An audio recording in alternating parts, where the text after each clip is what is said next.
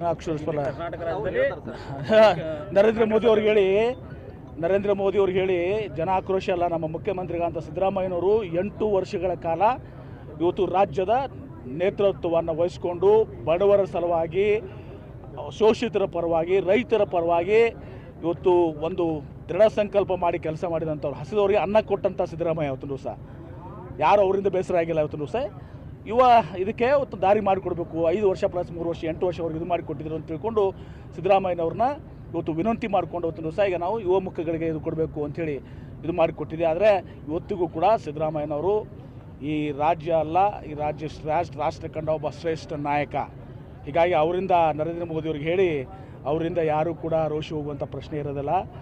ಅವರ ಬಗ್ಗೆ ಅಭಿಮಾನ, ಅಪಾರವಾದಂಥ ಅಭಿಮಾನ ಇದೆ. ಮತ್ತು ಅವರು ಒಂದೇ ಕ್ಷಣ ರಾಹುಲ್ ಗಾಂಧಿಯವ್ರು ಹೇಳಿದ ಮೇಲೆ ನೀವು ದಾರಿ ಮಾಡಿಕೊಡ್ಬೇಕು ಈಗ ಅಂತೇಳಿ ಮಾತನ್ನು ಈ ಥರ ಅರೇಂಜ್ಮೆಂಟ್ಸು ನಾವು ಮಾಡ್ಕೊಂಡಿದ್ದೀವಿ ಹಿಂಗೆ ಅಂತೇಳಿ ಮಾಡಿದಾಗ ಅಂಥ ಗೌರವಯುತವಾಗಿ ಇವತ್ತು ನಡ್ಕೊಂಡಿದ್ದಾರೆ. ಇವತ್ತು ಸಹ ನರೇಂದ್ರ ಮೋದಿಯವರು ಕಳ್ಕೋಬೇಕು.